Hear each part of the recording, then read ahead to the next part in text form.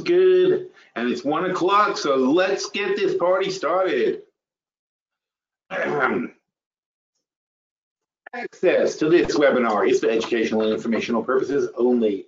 Consult a licensed broker or registered investment advisor before placing any trades. All securities and orders all securities and orders discussed. I can't do it slowly. And monitored in virtual trading accounts. Virtual account prices and returns may differ from actual trading results. Commission costs are excluded.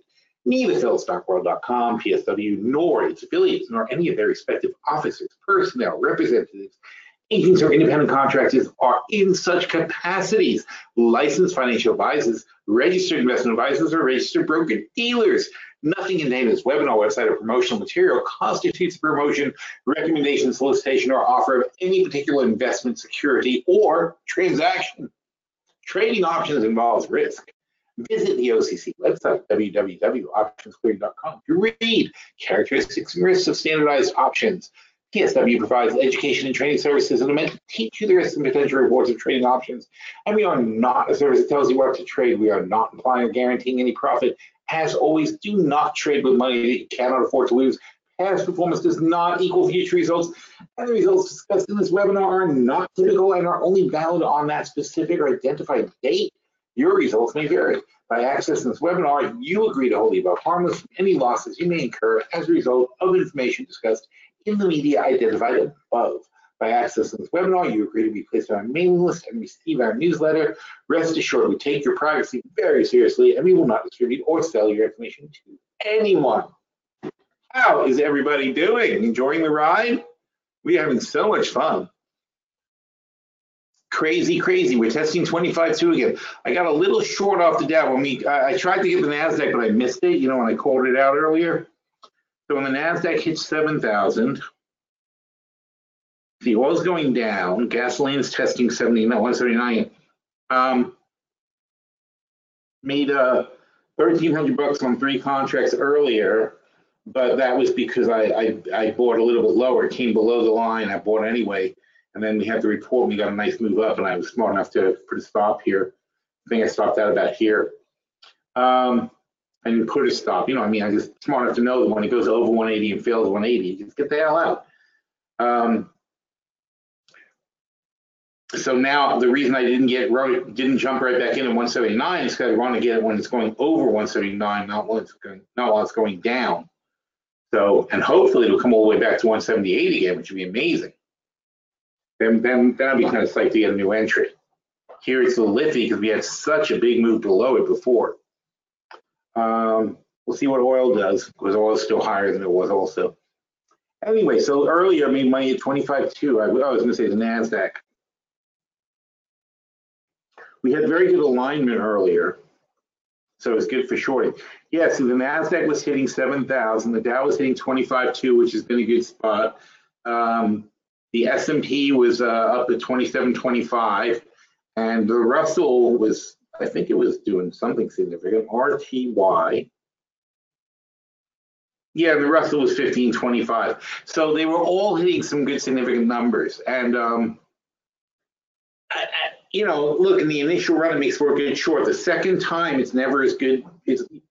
You're not going to reflexively get a pullback off resistance or a bounce off resistance in the second time. It's the first time you can almost count on it, but the second time maybe it's breaking up. The only reason there is a second time is because there's been some consolidation and now you're retesting the level you failed before. So you've got a much better chance of it going through the level that you played off the second time, and the third time, again, it's had more consolidation, so it's more likely to break through your level, not to keep falling. You can't just keep reflexively betting something's going to go the other way. The first time when there's a big move and you don't feel that it's really justified, like nothing particularly happened to justify the big move, that's when you want to say, that's when you want to maybe make a contrarian bet at resistance, which is what we did this morning. But the second time, it's a little trickier to call because you have to really dig in and figure out why are we making this move in the first place. Same thing goes with oil and gas. Like I said, I'd like to get back in, but it broke down before. So it's like, I'm not going to bet on it not to break down now. Silver, on the other hand, I took a position. We talked about all this morning in the post. Silver, this is cheap enough for me, 14.30, and of course it's already 14.27, but I only have one contract. But I'm happy to buy more on the way down. In fact, I'm planning on going down and buying more because I only bought one. So silver is a wait and see kind of thing. KC, I just found out that now you have to say KCN for July 19. Can't just say KCN 9 anymore. And 120 is great for me. I have conviction there. I got two of those so far at 121.65. It's lower, but I don't, again, I don't care on a conviction trade. I want it to go lower. I know it sounds bad. It's like I want to be losing money so that I can then buy more shares cheaply. If it goes straight up, I only make my money on two contracts. If I buy more on the way down, I have a lower basis, and when it does ultimately go up, I make a lot more money. I don't really enjoy these trades. When these trades go my way right away, it's the least fun for me. I have much more fun when it goes against me first, because that's when I get to add to my positions. Meanwhile, all right, so let's see what happened today. Let's see if any of the other charts look interesting first of all. Oh, and don't forget the dollar, if we can find it. Excuse me, dollar's still pretty strong. Natural gas is coming back hard and fast. Gasoline, there's 178. Oh, look, so we didn't get 178 already. It's really crashing. Now, it's nowhere near the close of the NYMEX. I think this is it's the last day of trading on the front month contract. This isn't the front month contract. This is December. But I think there's a lot of dumping of the front month contract right now, which is pushing everything down. Overall, the oil report wasn't strong, but like I said, I really think 75 is going to hold. So no matter how much it dumps, but I really think we around 230, I'm going to be a little more excited to take a bullish position. But again, it's a 1 month position, so I got to watch here because maybe it's not going to go lower than this, because it held up last time. And if we start getting this kind of action again, I'm going to want to at least pick up one contract and see what happens. What else? Nothing. Okay, and the dollar's still very strong. Came down a bit, now went right back up. And I guess the market basically did the opposite, right? Dollar went down, this went up, dollar went up, this is going down. And the indexes are who knows what they're doing. See, we're over 7,000 here, coming up to 25.2 at 27.25. So it's actually making a more bullish run than it made before. So we'll see what happens. But look at the volume. Here's today's volume. See this volume at the open? Like crazy, big high spike at the open, and then it drifts off, and then then this then went down. And that was, by the way, the most important chart of the morning. If I can find still stock worth it.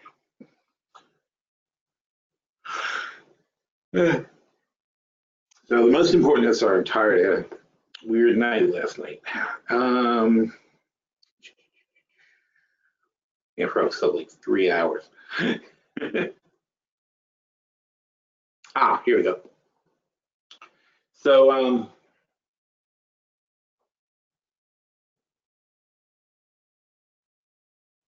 this is crazy. I mean, regular trading hours, the S&P is down 11%, 10% for the year in regular trading hours. In after hours trading, it's up 10% for the year. So there's no gain, it's flat. But without this 10% move up in after hours trading, when there's no volume, the S&P would be down significantly for the year. This is volume trading. This is no volume trading. So what's going on? And you can see this, data is deteriorating badly. And what's going on here is the people who have a lot in the market, not retailers, but people have a lot in the market and trying to major shares, they're pumping up the prices after hours. And then as soon as the prices get to a certain point, they start selling. And then when they fall below a certain point, they stop selling. Then they wait till the weak volume is in there, they pump it back up, and then they start selling again. They keep resetting the price higher so that when they start selling, they get a better price for all the stuff they're selling. But the volume during the trading hours is 100 times more than the what they call after hours. 1,000 times more. I mean, it's ridiculous. It's basically a giant scam. You got to be aware of that, okay? Because somebody's going to get caught with this thing. Because if there's ever a real panic to try to sell during the trading day of volume sales, it's going to be a catastrophe, just like it was in 2008. Because in 2008, you had all these people who owned these stocks, and they thought Exxon was worth $150, and they said, well, Exxon, how could it not be worth $150 if it's trading at $150? Turns out it was worth about $75, you know? But you don't find, and it went down to what, 50 or whatever the hell happened, but it was bad. It went down to some ridiculous low level. You know, and it goes down fast, or it drops fast and hard because there's no real buyers at those levels. There's not enough to matter. And once people start trying to sell, it gets really bad. So you got to be careful about that. That's why it's really important to have some hedges, and really important not to get overexcited about a bounce. This is a big bounce now. We're no longer even in a weak bounce. We're in a pretty strong bounce now. We haven't hit the strong bounce lines, but this is a very impressive sort of move up, especially the NASDAQ is, you know, screaming higher.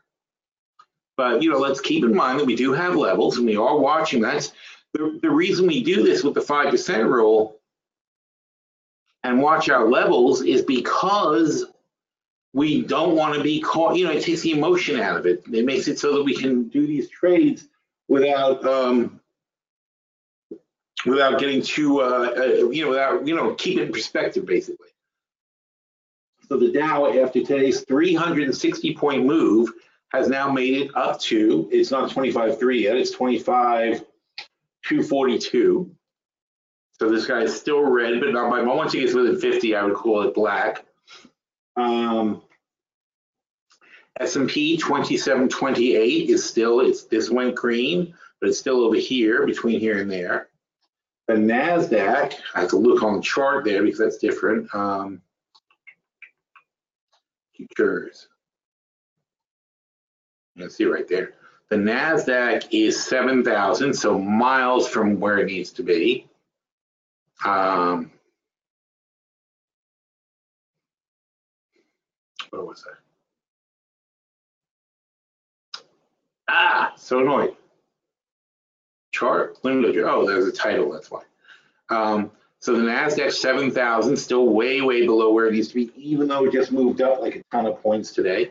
The Russell is, all right. So way confused. Nope, wrong one. See, every time.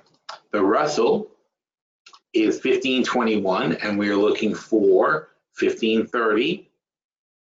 All right, so NASDAQ still red, Russell still red, S&P turns green, Dow may make a black over here. So we gain, the way I always looked at it, when we never used to have a big chart. This was the big chart. I would write the numbers and that would be that.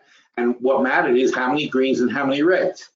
And when everything goes green, you're bullish. And when everything is red, you're bearish. That was very simple to keep track of. That was all. I never felt we needed a chart for that. But people do like the chart, and thanks to Jean-Luc, he does the charts all the time. So it illustrates what this is. But this is all the 5% rule is. We set the bounce lines, and we say this is where we need to be. And if we're there, then it's good. Then we can start buying. If we go down here, we should start selling, so on and so forth. So very, very simple system. Oh yeah, the NYSE. What is that? That's got to do that here /NYA. All right, so 12,260. And we're here. So we gained a green over here too then. All right, so we're at 12,260. We're right in the middle here. So making progress, but certainly, I mean, you have to call it a bullish day. It's a good day. It is, nothing turned red and things turn green. That's a good day. And now all we have to do is conquer these, and we're in the strong bounce zone, and then all we have to do is hold it. Shouldn't be that hard if it's a big rally, right? All we got to do is go up like 1,000 points in the Dow, and then you're back into a rally after losing, 2,000 or more than 2,000. That's what happens. If you're going to try to say this is not, if you're trying to say this is a healthy correction, then it shouldn't be very hard to get 1,000 points of it back, right? You don't have to, and you don't have to get it back in one day. The point is just to consistently make progress and not lose it.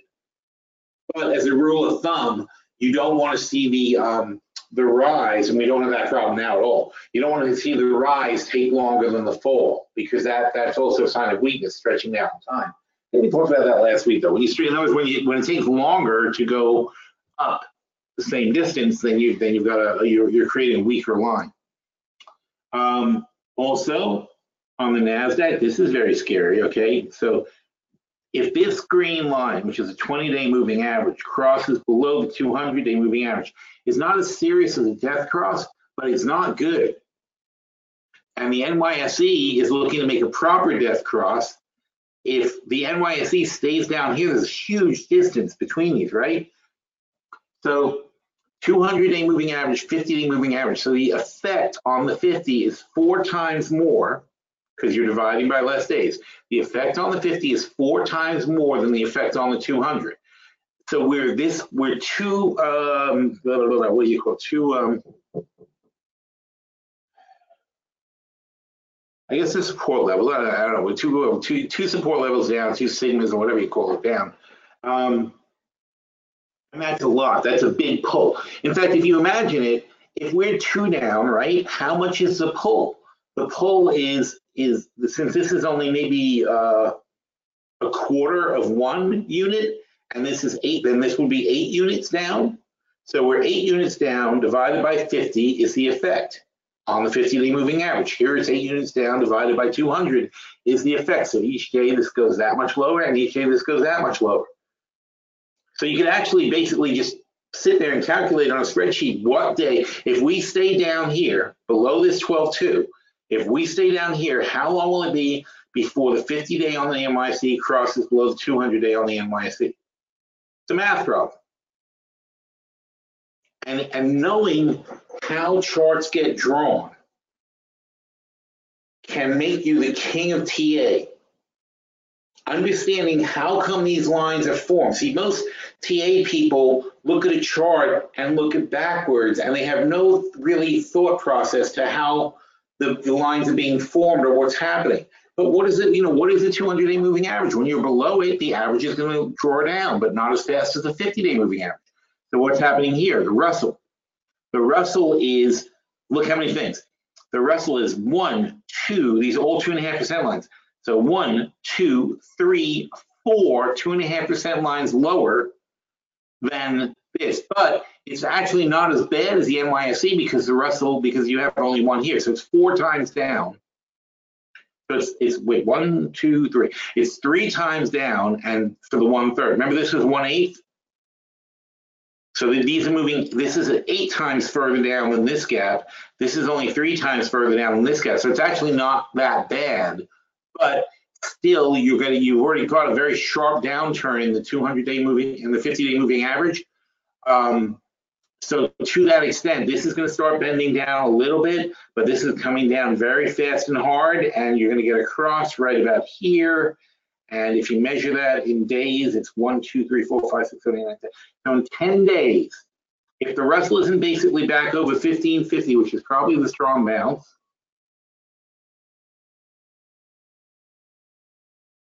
$15.75. If the Russell isn't over, well, $15.75 would certainly fix it. If the Russell isn't over $15.50 though in 2 weeks, then this is going to death cross, and it's a serious death cross. And then you're into a whole new bearish paradigm because it wakes up. Then the TA people go, oh, this is bad.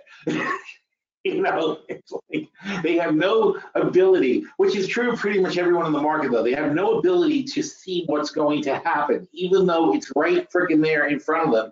But the problem is these TA people, and this is almost everyone who plays the market, they don't understand how a chart actually works. All they do is they look at a chart and try to figure out what it means. It's like, it's the difference between, basically a chalk outline, right? When somebody's dead and there's a chalk outline of a body, and 99% of the people will look at that and they'll figure out, quotes, that, ooh, somebody died there. And that's the end of their thought process. Whereas Sherlock Holmes will go, well, based on the angle here and the scratch mark there and this and that, I can now extrapolate how this person was killed. It's a whole different thought process that most people do not engage in. So, it may sound like basic stuff to you, but you have to understand how little attention people actually pay to how these charts actually work and what causes them to go up and down. So when I look at a chart like this and I say, okay, so let's take the Dow, right? We have how many Dow components have reported? About, I think 12 so far. 12, maybe not actually. Well, by the end of the week, it'll be more than half. So with half the Dow reporting, we're here, and the Dow has to stop the 50 DMA from coming down pretty fast because it's way below the 50. To stop the 50, the funny thing is, it's interesting because down here, the 200 isn't going to move very much because you're barely below the 200, right? But you're far below the 50-day moving average. So the 50 is going to start coming down pretty hard as long as you're below the 200. So I have to say, well, what's it going to take for the Dow to get up from here to here? That's another, well, it ain't so bad now. It's at 25.2. I'm sorry, it is here now. So it is here now. So what's it going to take for us to get back over the 50-day moving average? Well, it's going to take positive reports from the remaining Dow components. And you got to look at each Dow component, say they're going to have a positive report or not. Or you look at Boeing, for example, which made a big difference yesterday. You look at Boeing and say, wasn't that kind of silly that they went down so much? And, there was a plane crash. That was really more silly than anything else. There was a plane crash, and that caused a very sharp drop. Because until you know why the plane crashed, and it was a new plane too, it was a 737. So until you know why a plane crashed, if it's a design issue, this company can go to 150 real fast. Remember they had those battery fires. That was a great buying opportunity actually, but only because we figured out. We went on the battery fires. The reason we started buying Boeing when they had the battery fires was because it was a freaking battery. You can change the battery. If it, when you know that the battery is catching fire, you say, well, then we need a different battery, or maybe it's being caused to catch fire because there's too much current going through it, or blah, blah, blah. But you can change stuff and fix that. It's fixable. So in the grand scheme of a $150 million plane, whatever you got to do to fix a freaking battery is going to get done and fixed, and they'll stop having battery fires. But when you have a plane that crashes and drops at a rate of 500 miles an hour, which I didn't even know was possible to fall that fast, but apparently they really did. They fell like at 500 miles an hour with the wings still on, which is weird. It's like a super power dive. It's like, what the frick? What happened? They don't know yet. But that's when people get really nervous because maybe there's a serious design flaw or something is badly wrong. What happened to this plane the other day shouldn't be possible. And still nobody actually knows what happened. But the bottom line is that's not something that should be happening, and it's going to make people very upset. It does. Well, they don't know, so they don't know, so I don't know. But meanwhile, so people panicked, but then the panic subsides, and now you're back here. But back here is back on the downtrend. This has been a downtrend, and all we did is go way below the downtrend here. But you know what we did? We tested the bottom, so now we've made a more of a bottom. The bottom line of the downtrend now goes here. The top line of the downtrend is here. The channel is going to be here on the way down. This is not a recovery until they get back over the 50-day moving average. So like I said, you've got to look at a stock like Boeing. One of the reasons the Dow reversed this much is because look at this: 30 points on Boeing times 8.5 points, 8.5 Dow points per dollar of the Dow stock. So 30 times 8.5 is 200. There's a 250 point swing on this stock alone. And that's why the Dow went drastically down and drastically up, because this stock is accounting for half of the Dow's total move.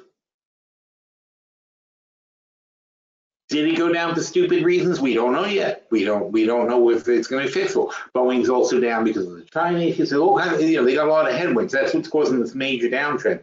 The trade issues, the China stuff, the margin squeeze. They got lots of stuff. But you know what? I was just looking at a report on Airbus, and Airbus physically can't make any more planes.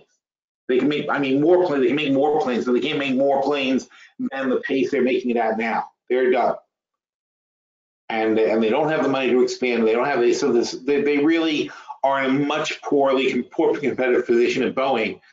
And what happens is, because to start a new plane plant is years of work. Boeing's in progress finishing a new plant themselves. Airbus is not. So if Airbus started today, it would take them years to be able to produce more planes more planes at a faster rate. Because both companies have like a backlog of 5+ years, 7 years worth of orders. But the problem is Airbus is never going to catch up. And Boeing's saying, well, neither one's ever going to catch up. They keep taking new orders. But when you order a plane, you got to wait 5 years to get the plane. So, but if you order an Airbus plane, that number is going from 7 to 8 to 9 to 10. And if you order Boeing, it's at 6, and they hope to get it down to 5. They'll never get it down to nothing, but right now it's like it's stressed. But when Boeing is going to be expanding faster than Airbus. Doesn't matter how much more you like the Airbus plane, you want to wait that much longer. And what business does? What business wants to buy a plane now and put an order down for a plane 10 years from now? So that's a big problem. And actually it's a problem where China, who are the long shot in this thing, but China can actually kick our asses, because if their government is willing to spend $50 billion and build a city, which they do, they build cities that do stuff. And if they build a city that makes planes with all the parts suppliers and everything all in one area, so nothing has to get shipped, it's all there. So that's what they do. They have a city that just makes sneakers. They have a whole city that, like, everything in the city is for the sneaker industry. If they had a city that just made airplanes and consolidated all the parts and all the manufacturing and all the stuff, and it was all basically right there, and they just cranked out planes, they would have a massive delivery advantage to everybody else. So then it becomes a quality issue. Can they have the same quality as Boeing? Well, unfortunately, it appears that they basically have all the specs that Boeing has of any manufacturer. Practically, they've got all the specs. So how easy would it be to sue them and back and forth in the world trade and blah, blah, blah. Meanwhile, Trump's breaking down all that, which makes it a lot easier for China to copy Boeing's planes and just sell them, because there's not going to be any more WTO to take your issues to. That's the funny thing, when you sit there and talk about, like, oh, let's get rid of the WTO and they suck and the UN sucks and blah, blah, blah. Meanwhile, if you ever have a dispute, then what are you going to do? You're going to go to war with Boeing? Is that how you're going to settle your disputes in the future? You're going to have a war? Because the reason we have the UN and the WTO and so on and so forth is so that we can resolve issues without shooting each other or dropping nukes or whatever. So anyway, so that's where we are. It's a shame. I would have loved to have bought Boeing here, but it came back so fast I never got a chance to make a play on it. But it's crazy. It's great. It's a great price. They're a fantastic company. And then, like I said, they got orders forever. So where's your downside? If they have more orders than they can possibly fill in the next 5 years, there's not much of a downside to it. All right, questions. Let's see if anybody has a question. Nobody has a question. Look at you guys. Comments or no questions.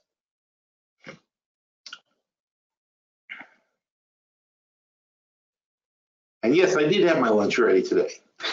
Thanks for your concern. All right, I'm sorry. Last week it was late. It wasn't my fault. I ordered it. The guy came late.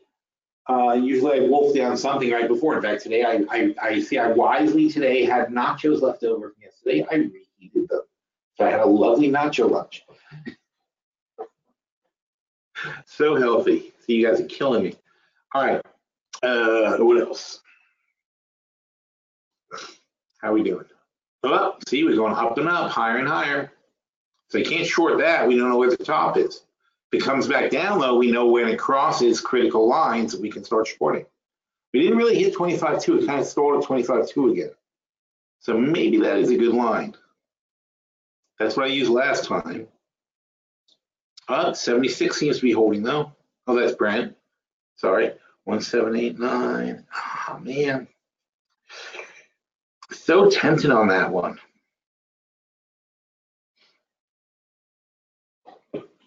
What to do?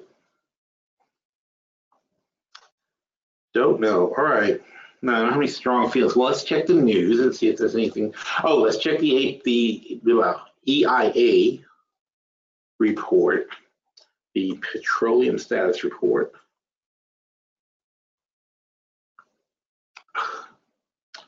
PETROL.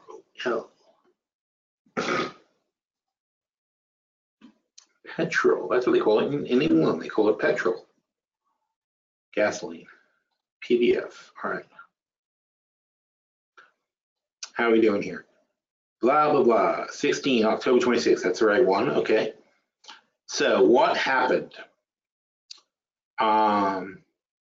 Crude imports 7.3 was down. So we had a little bit less imports, which is very bad. We had less imports, but we still had a huge build. Over the past weeks, oil imports averaged 7.5 million, blah, blah, blah. Total gasoline imports last week, distillates, fuel, blah, blah, blah. U.S. commercial inventory, here you go. 3.2 million barrels build of oil. Inventories are 2% above the 5-year average. That's not good. Gasoline decreased by 3.2 and 6% above the 5-year average. Also not good. So that's where the problem is with gasoline. It's that there, even though the inventories decrease, we still have more gas than we have. We're over the 5-year average, yet still paying quite a lot more than last year. Gasoline, where is gasoline? Gasoline was $2.48 last year. It's $2.81 now. This is ridiculous. Complete ripoff. And distillates decreased by 4.1 million barrels. So that's it. Look, net it's a draw. You got 4.1 million draw here, and a 3.2 here is 7.3, and this increased by 3.2. So your net stocks are down. But are they? Yeah, they are. Look, see, all other oils once again came down a bit. So really last week we were at 1911 and now we're at 1903. So there's an 8 million barrel draw in total supply. It's not that bearish. All right, so did anything weird happen? Last week, this week, same, nothing exciting there. Building oil, gasoline, distillate. So a small decrease in all other oils, pushes over the edge. The SPR. Apparent here now. See here, this again. This is something people don't look at. Trump, in order to raise cash, because he spent all our money, has been selling off the SPR. Not in any huge way, but he is selling oil. So Trump sold 600,000 barrels of oil. Wait, is that right? No, that would be 5.9. 1.6 million barrels of oil. So Trump sold 1.6 million barrels of oil. So 1.6 million barrels of oil times, how much is it? 67.50. Is that right? 67.50. So $108 million. So Trump picked up $108 million, and God knows where it went, but he's selling off the oil from the Strategic Petroleum Reserve. Now, since this was 5.9, so the same 1.6 million barrels becomes a build in crude. So the build in crude isn't as bad as you think, right? Because somewhere 1.6 million barrels came onto the market, causing it not to be used somewhere else, causing a bigger build in inventories than you would otherwise think. So on the whole, this is why we read these things, because they say, oh, okay, so really you had a nice draw in oil and in gasoline, a nice draw in distillates. You had a bit of a build in oil, but it's not so bad because it was the freaking Strategic Petroleum Reserve. He sold 16 million. See, last year, 670. He's sold 16 million barrels or 15 million barrels really since last year.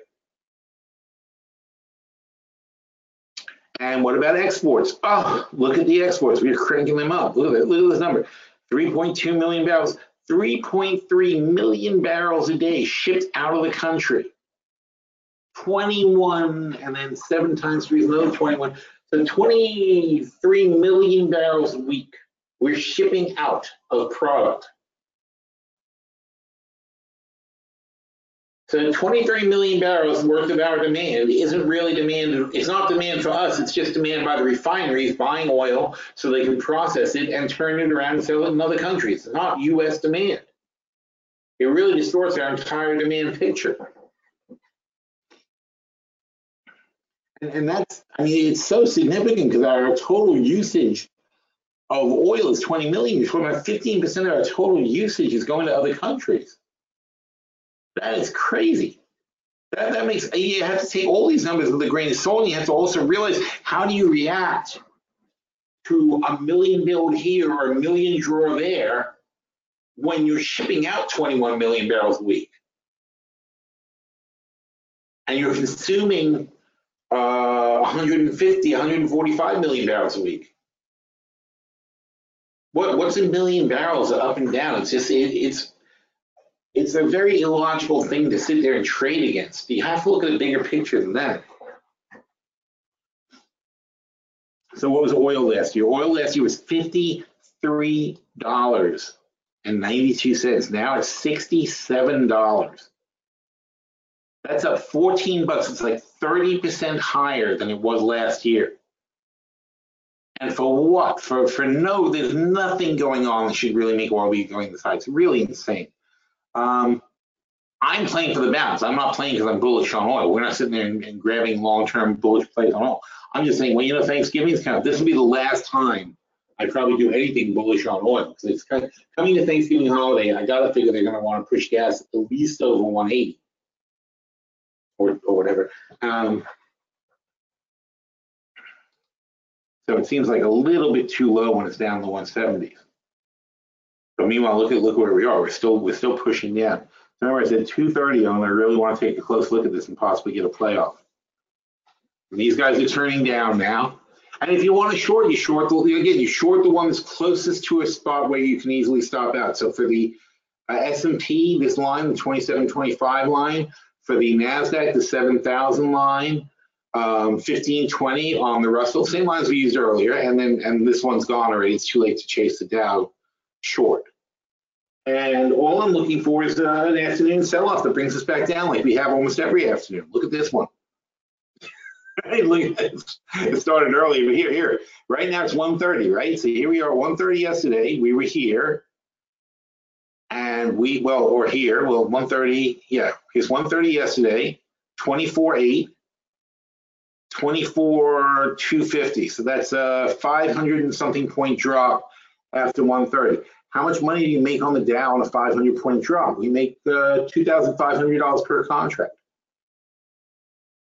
So of course it's an interesting play. Why wouldn't it be? If I stop out, well, again, not there, but if you stop out on the S&P with a 1 point loss, you're losing 50 bucks a contract. But if you get a move, and this one was 80 to 30, so if you get a 50 point move, it's the same as the Dow. It's $2,500 per contract. So I'm going to risk losing 50 bucks versus gaining. Oh yeah, as I'm saying that, I'm like, yeah, why wouldn't we do that? So let's do that. A good example. Okay, might win. No, I have no reason to make this trade. Might win, might lose. But that's a good sign. I'm not even able to fill my second one. Oh, there it goes.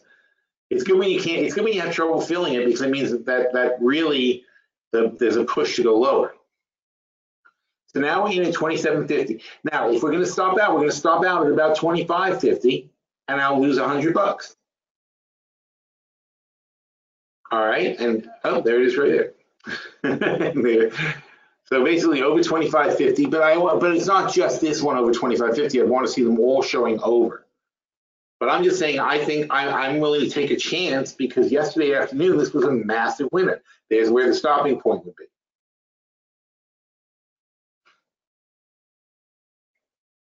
and we'll just see what happens though. So I'll check back on that in a little while. Hopefully it doesn't burn us. 339. Dow's up 339. Nasdaq's up 169. See if I can remember that. All right. Questions? Nobody has any questions. All right. You guys are amazing. What a quiet audience. All right. People are making comments, but they're not questions. They're just comments. Look at the funny man. It's like the zoo. Here we have a trader. All right. Options opportunity. This is nasty. This was up almost 60% last a couple of weeks ago. We're down to 40%. I don't know why exactly, but apparently, well, I'll tell you one reason why. This hedge isn't doing shit. This SQQ hedge hasn't done anything for us. Had a couple of positions weaken on us. I think all the changes are logged in here. We even have the new MJ plays in here, which is, oh, that's helping actually. We even have the new MJ play. Wheaton took a hit. SunPower just took a big hit, and we didn't cover it. SCO, why do we have SCO? Oh, because it's going to expire. Oh yeah, right. It's going to expire. We're in the money, so we didn't see a reason to get out of it. You got to think about that. See, now we have the 14-16 spread, and it expires in. It's not even November yet officially. All right, so it expires on the 16th. So you have a little more than a couple of weeks wait to see it expire. The best we're going to do out of this is 10 contracts times 2 is $2,000 net. That's the best we're going to do. The net now is not good. The net now is 2,000 blah blah blah minus 1,400. So the net's like 700 now. That's not good. We started out though with a credit. Oh, maybe it's not that bad. 1850 minus 2150 minus 950. Oh, we started out with 1250 credit. So if we cash now with like 700 bucks, we're going to get 2,000 bucks. We could have gone 3,250. We could have made 2,000 plus the 1250 if all went perfectly. But the problem with the November put is that we're getting into the Thanksgiving holiday. Oil might bounce back. And if we're only at 16 now, and I think, as I said this morning, that Brent's going to bounce off 75, it's probably not worth keeping. I think we might want to cash that one out. SunPower just had a tragedy, but they're fine. We don't care. We're still bullish on them. OIH has not been, all these oil companies have not been doing as good as I thought they would. Analyst fine. Northern Dynasty is a disaster. MU is well, I mean, we moved our position, so it's still losing money. We're still losing more money on MU. MJ is making a little bit of money. LB is making a little bit of money. HRB flat. Haynes making a little money. GNC losing money at the moment. GE catastrophe. Oh, that's where we lost a lot of money. Look at that. That's really bad. FNSR is flat. A lot of flats. Chesapeake is flat. I thought we got rid of them. Chesapeake. Coeur d'Alene, another minor. They're flat. I mean, they're down. Citibank barely survived, barely good. BHC, very good. Bed Bath & Beyond, amazingly in some kind of a profit situation, but not great. ALK is in good shape. Barrick Gold, did we sell those? Oh yeah, we did. We sold those calls. That's good. Thank goodness, right? Otherwise we'd be at a loss. So Barrick Gold is flat, is a little better than flat. Frontier, fortunately, we didn't do what we did in the long-term portfolio, which is buy a ton more. In the long-term portfolio, we bought 7,500 more shares at like 550, It's 481. So that's a really quick way to lose like 6,000 bucks, 7,000 bucks. And then we have our hedges, but they don't do you any good unless the thing goes down and stays down. That hasn't happened yet. The TZA was good because remember I said the TZA we can't lose money unless the Russell goes significantly higher. So at the moment we're making money quite a bit. So that was a good hedge. And BJO was coffee, and amazingly we have a profit there. Got to probably look at that. Apple short 145 puts. I'm not worried about that. And Helios, another disaster. Okay, so all right, you can see we lost some money. So we're only up 40% at the moment. We're well off our highs, and hopefully these guys will come back. Ooh, and the indexes are moving up. So obviously my hedges, my little short is doing badly. Shit.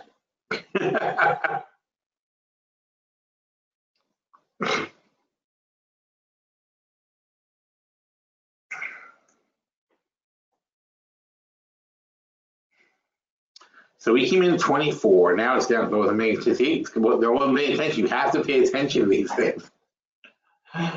So now I got to think: do I ride it out or what? Why are we going up so sharply all of a sudden again? That's ES. Let's go on the NASDAQ. And Q. See, everybody punched over.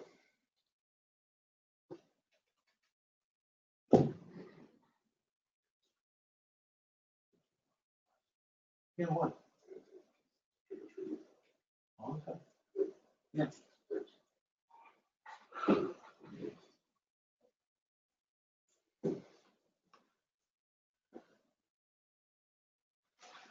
So now we're going to look at the Russell.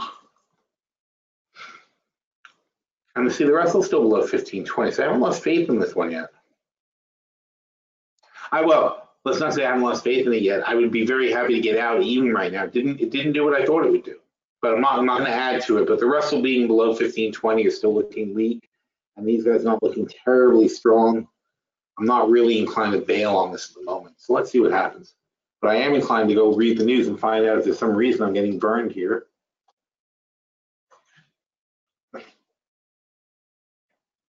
Alter Ego asks, has any trades already been made in the webinar? No, not yet.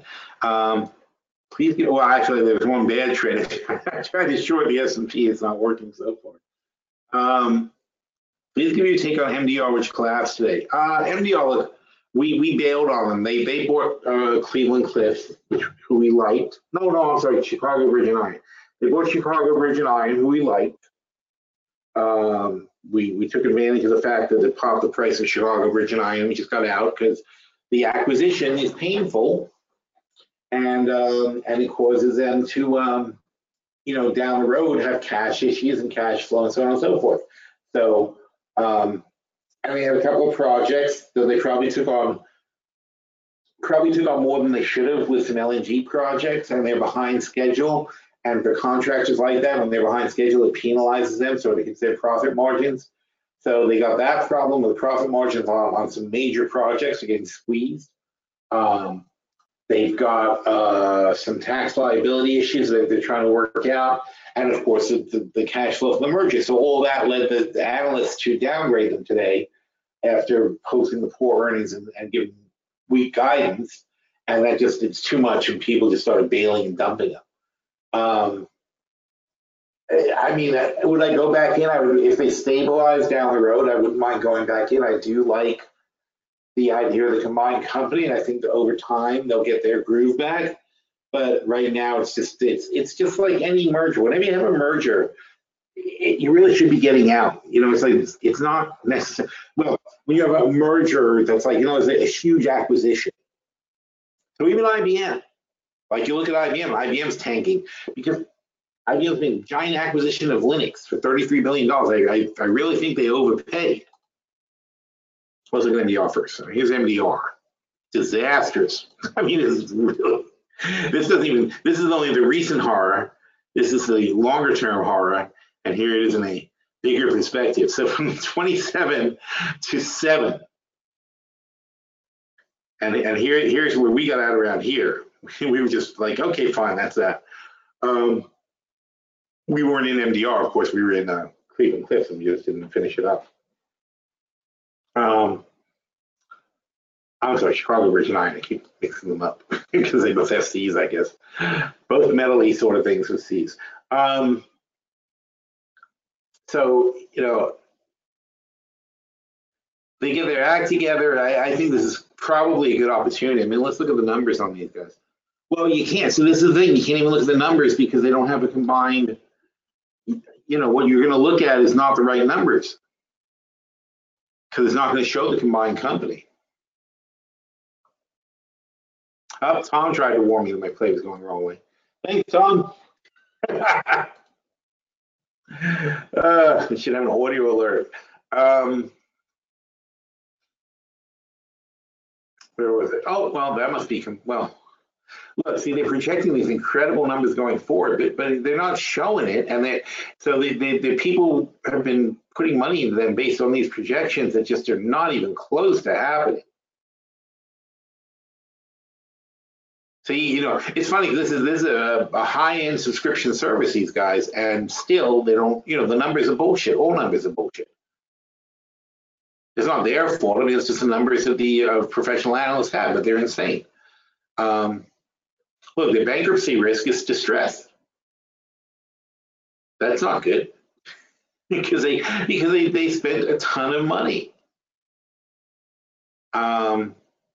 So you have, it's not that they're growing, it's that they're combining the two companies and bringing in more revenue, but it's not adding to the profits. That's the problem. It's not doing anything for the bottom line. In fact, it's sending them the wrong way. And now they've got issues and they've got this massive debt to pay off. So lots of things are going to impact them. And then look at this ridiculous number. 156 a share, $2 a share. They ain't making those $2 a share. If they were, people wouldn't be selling it down to $7. So, you know, but again, it's interesting because they have the capability to make money. But keep in mind, look, cyclical kind of company, 194 profit, 508 loss, 76 loss, 18 loss, 34 profit, 178 profit. But still, if you own them for 5 or 6 years, you're down. They lost money over this period of time. I don't consider that, when you look at profits, they got to be like somewhat consistent, or you have to say, well, that only happened once, it will never happen again. That's not true, though. It happens all the time with these kind of companies. That's why you give them low multiples, because you're an actual long-term investor and you're holding over long-term, you're going to go through these ups and downs. Nobody's a long-term investor anymore, which makes cyclical companies very hard to value. Not hard to value, I know what they're worth, but it makes it hard to figure out what the hell price they're going to trade at. It just depends on people's mood that day. Wow, look at that. That's insane. Value trap. Well, that's interesting. Well, they have a little designation for them, their value trap.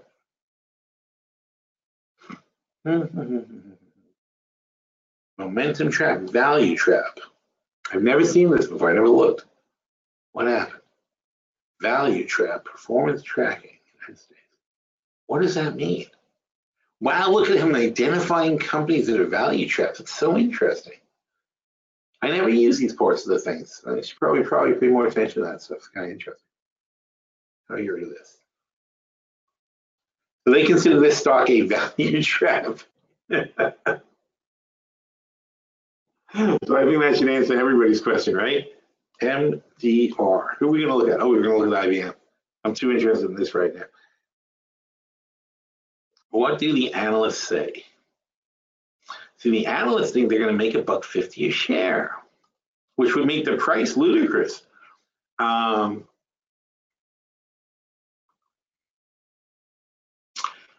they must have blown the conference call. Conference call misses. Okay. McDermott came out, quarterly earnings, 20 a share. Last year they earned $1 a share. Quarterly report, earnings price, actually produced earnings 20. Over the last couple of days, Revenues were 2.29 billion. That's not bad. Company's consensus.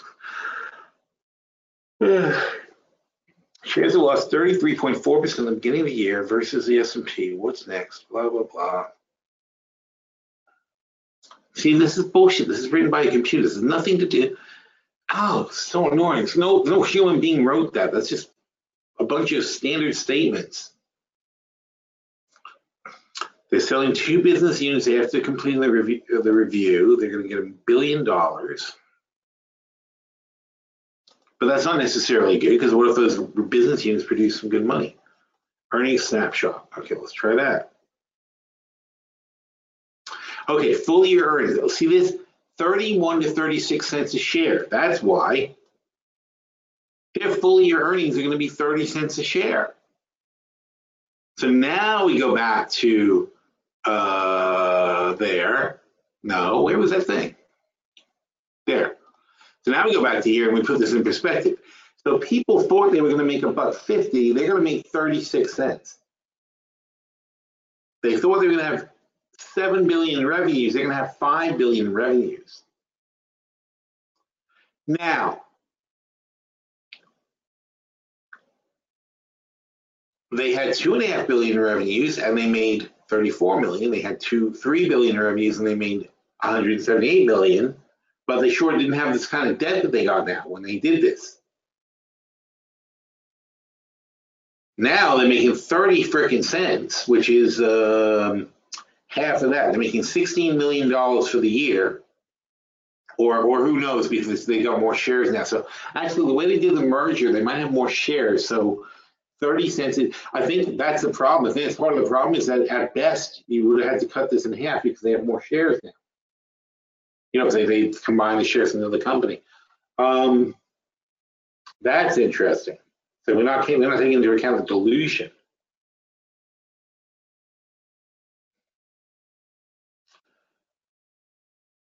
So maybe it's not 16 million, maybe it's $30 million. Still, that's not good.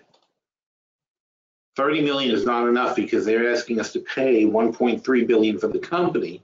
They've got to be making at least 60 million for that to make sense.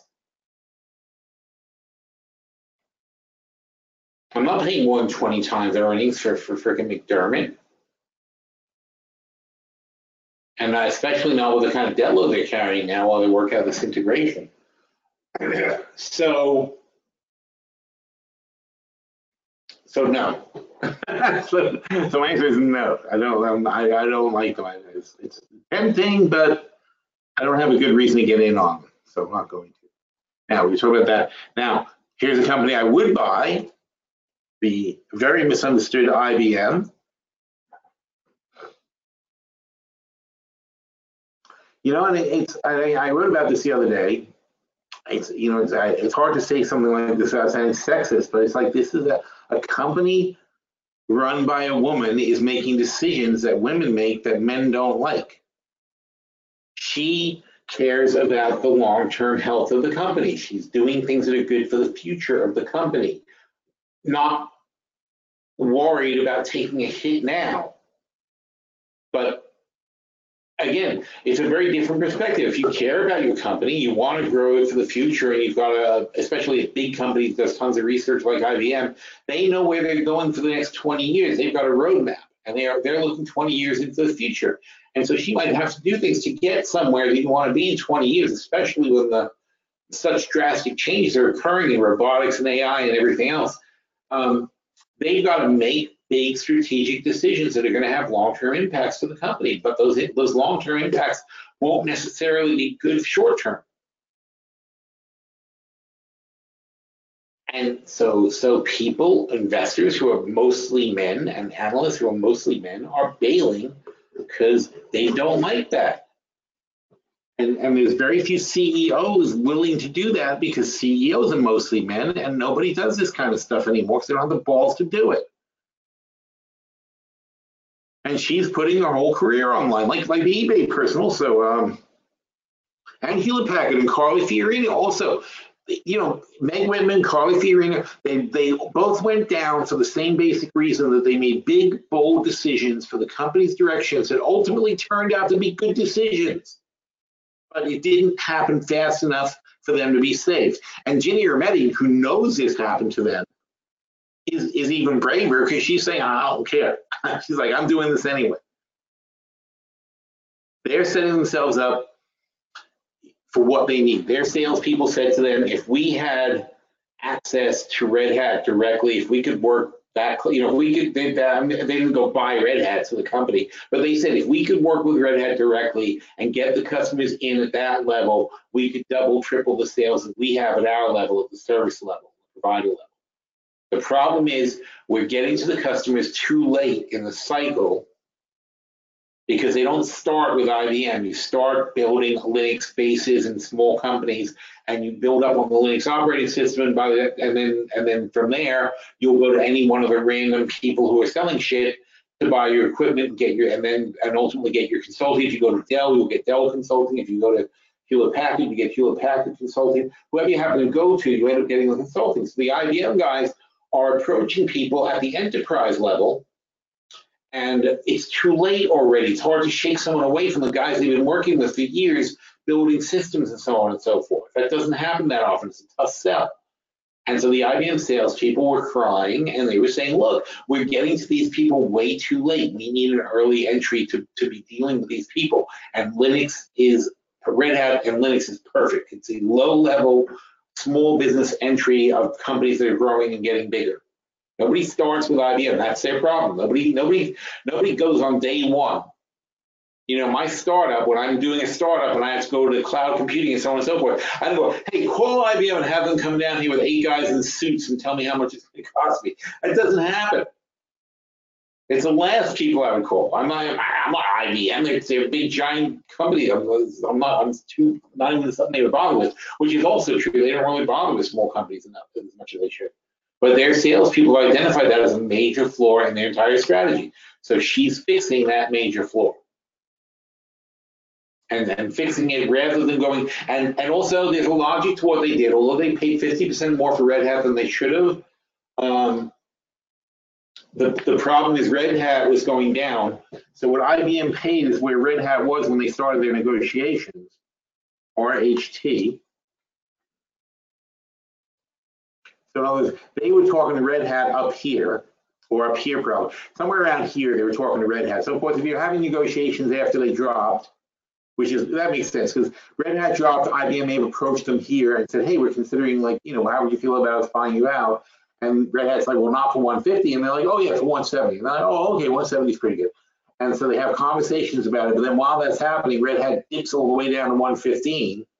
But meanwhile, they're not going to say, oh, because we dipped to 115, we'll take 145. Also, by the way, if they say 145, a lot of companies would come in and probably bid against IBM at 145. At this price, IBM may have blocked out the chance of somebody else coming in with another offer. And also, if IBM salespeople do what they think they're going to do with Red Hat, they're going to double, triple, quadruple Red Hat sales and profits, and that would make them much more expensive to buy down the road after they make a partnership. So it made more sense to buy them now than do it. I've done that many times. I've had small companies where I said, well, my business alone is going to make this company double up in size. So obviously, before I give them my business, I say, hey, how about I buy your company? Because that way I get the thing at wholesale, I get whatever I wanted for wholesale, and I get a business that doubles in value. It's a very sensible move. It's not stupid. It's just, unfortunately, it's going to take a while to wash through. But it just makes IBM an incredible opportunity right now to pick up. If you don't have it in your portfolio, I really think you should. It's just a long-term play. And again, it's really the company. And I said this back here, and everybody's like, oh, IBM. I said back here, I'm like, Watson. Okay, hang on. Listen, I'm going to tell you what. Watson Jeopardy. When did that happen?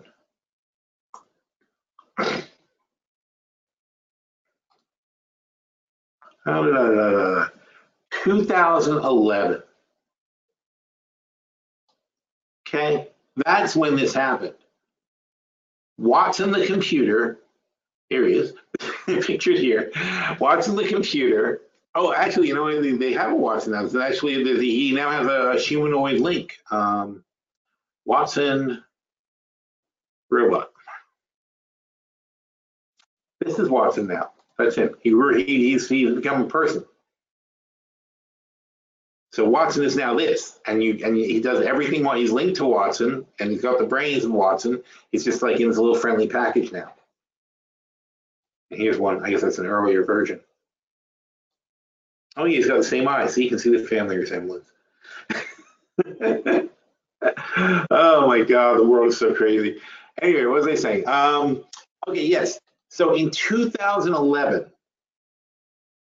IBM had Watson at the point where on Jeopardy, where they ask questions in a tricky way and have puns and things like that, where he competed with this Ken guy who was like the world's best ever Jeopardy champion, and he kicked the crap out of him. That was 7 years ago. The things Watson is doing now are mind-blowing, but mostly it's on the high-end enterprise level. They've been focusing on much higher end. They're not doing game shows. They're not professional game shows. So they actually show several game shows and just kept winning. Frickin' the Dow's going higher. What was I going to say? Oh yeah. So this is the future. It's not a fast future. Because 7 years ago, Watson was on Jeopardy, and today, where's Watson? He's everywhere, but you don't realize it. You don't see everything they're doing with this thing, but it's everywhere, and it's getting smarter and faster and bigger, and it's going to be the future of this company, and they know it. You don't know it. Analysts don't know it. People don't understand what they're doing, but they are going to own. They're going to own the internet, basically. This will eventually, probably replace Google. I know Google's working on their own AI, but IBM is miles past what Google does. Okay, Google can't win Jeopardy. Siri certainly can't win Jeopardy. Siri can't even get you to Jeopardy. So if you tell Siri you want to go to the Jeopardy studio, your chances of getting there are pretty slim. So there aren't any real competition for them on this level. But that level is they're still working on merging the mind to the body, to the tasks that are built, and to the things that they have to do. But you talk about IBM down the road, this guy's like 3 feet tall, I think. That's the other one. That's Pepper. Wait, IBM, well, what? Oh, now that's bad. So SoftBank's Pepper, which was the biggest competition of IBM, is now working with Watson to get smarter. So that just shows you how far ahead IBM is of everybody else. When the competition says, oh, you know what, we better use that. These guys, anyway, I think he's like 3 feet tall, as far as I know. He's 3 feet tall, 4 foot tall, smallish robot. Anyway, once they teach this thing to actually do stuff, like cook and clean, and they can sell them to you for $50,000, so you have your own slave that's very smart and remembers everything for you and takes care of stuff for you and so on and so forth, you're going to buy one.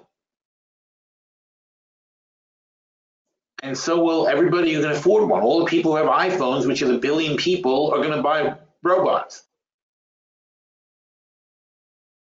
And if they're $50,000 each times 1 billion, that's $50 trillion in sales. Yeah, $50 trillion in sales.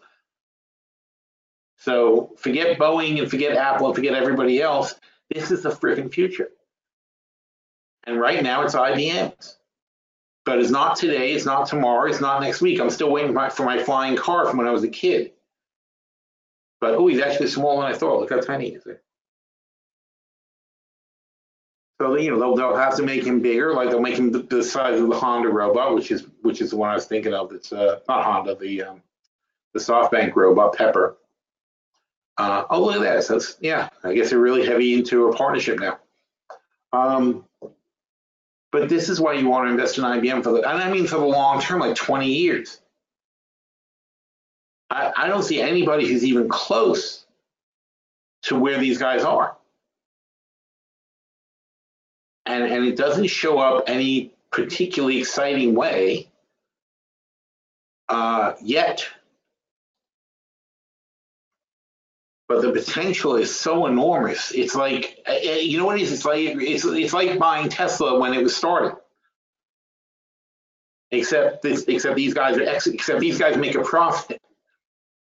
It's like buying Tesla if Tesla already had $80 billion in sales and this was a bad year last year, $10 billion a year in profits, more now.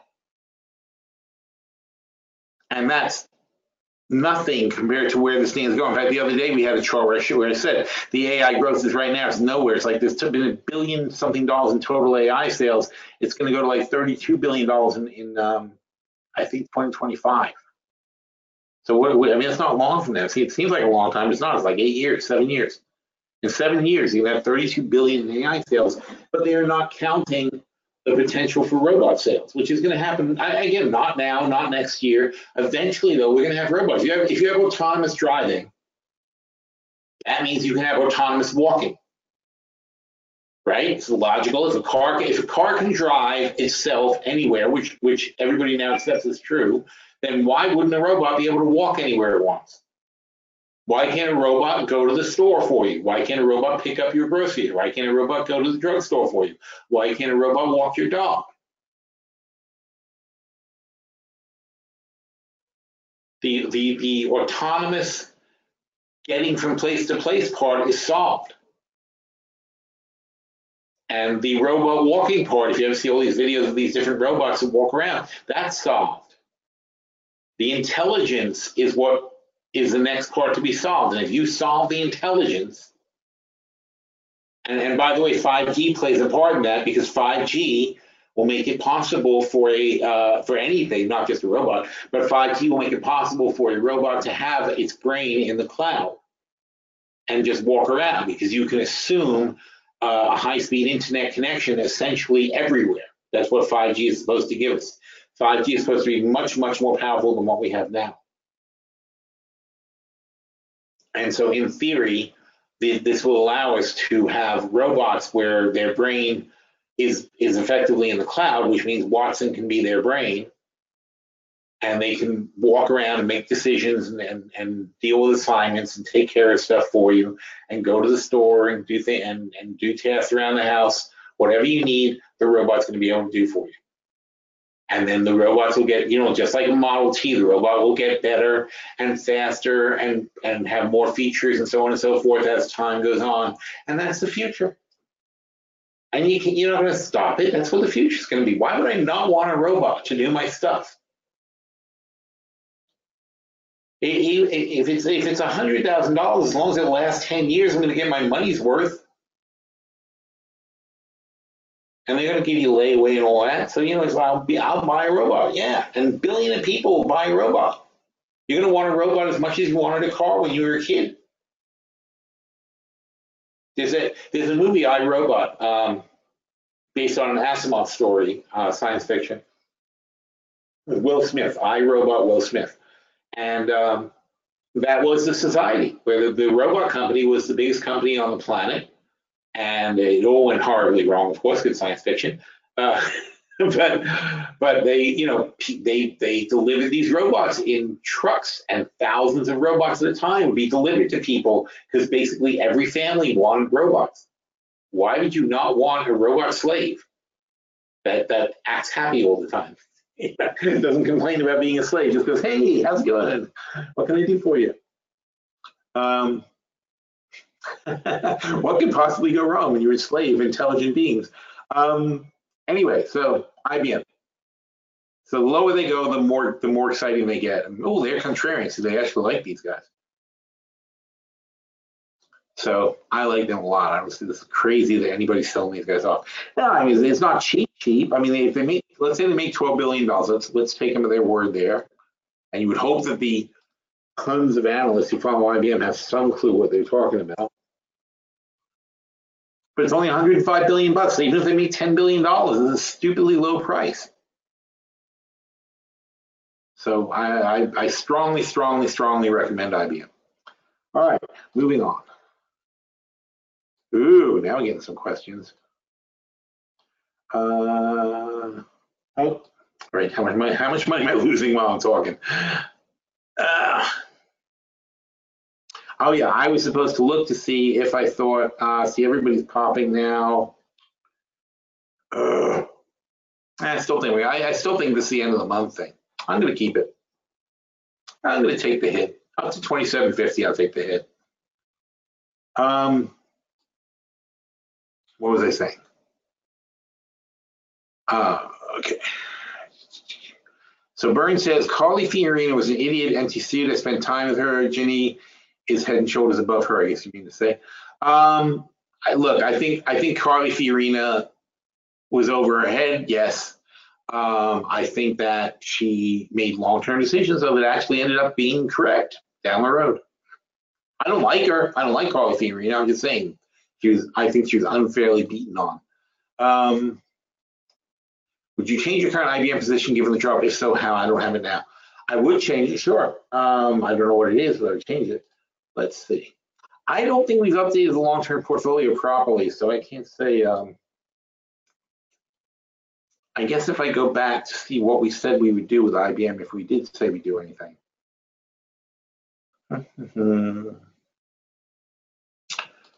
Okay, so, wow. This is quite a punch up. Is it 2:30 yet? How's oil and gas doing? Maybe I can make my money back on that. CL, so into the NYMEX close now. Oh no, yes, exactly what I wanted. Wait a minute. RB. Oh yeah. Oh. Remember we said it was going to sell off into the 2:30 close. Oh, you bastard. Look how fast it's moving. Look at that. I can't get a fill. Oh, look at that. 3 in a row. Don't fill. So annoyed. All right, I got 177. I'll do 2 there. Thank you. Holy cow. Look at that. But that's what we thought was going to happen. We'll have selling into the 2:30 close. So I don't know. It might go lower, but I think this is what, they're dumping. They have to dump. Anybody who doesn't really want to take delivery of gasoline into bloated inventories right now has to dump their contracts. Even though the contract we're playing is not the front month contract, it's a December contract. It says December up here. It's not the November contract, it's a December contract. The point is that if one goes down, it drags the other one down. So once we release the pain of this contract, I think there will be a nice move back up. And wow, what a huge opportunity this was. I'm thrilled. All right, I'm sorry you didn't see it at 176. I'm sorry I didn't see it down here, but I'll take the 177.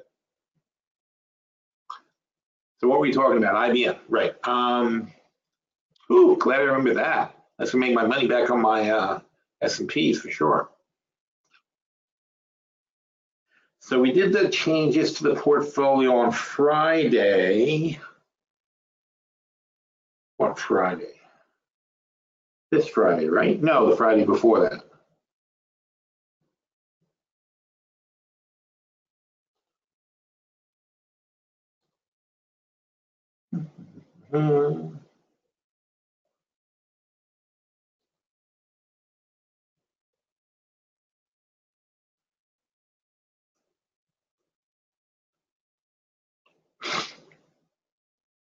We will close the short puts in the short-term portfolio and open 5 new short puts in the long-term portfolio. Okay, so that's that.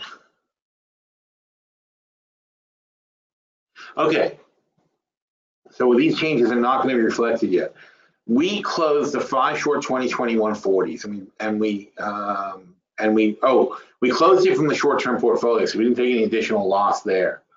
We sold 5 2020 145 puts in the long-term portfolio.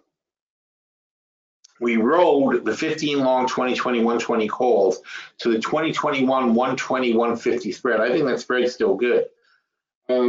It's probably better for the price now. 120 150 bull call spread. That's what our new position is. IBM. So 2021 150. No, 120, sorry. So the 120s are now like $12 or $11.80, and the 150s are looks like 4. Well, they're a little bit of 450, let's say. So, what do we say? 12.80. So say 12.50 minus 4. So it's like an $8 spread now. And how much was the spread when we were just talking about it? It's the spread was 19 and 8. It was an $11 spread. So now it's an $8 spread. So it's way better than we had it for. So you can take this spread, we did 15 and 5. So you can take that spread to 8, and let's say you did 15 of those, that'd be $12,000. And you can sell 5 of the, geez. I'd sell these. You're gonna get $32 for it. Well, you're gonna get $31 anyway around.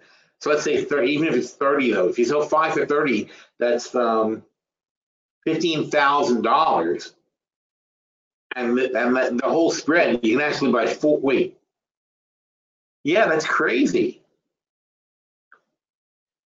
Well, it's aggressive. That's the problem. Okay, a little aggressive. All right. Let's say you sell the 120s. So 5 120s, you get $10,000.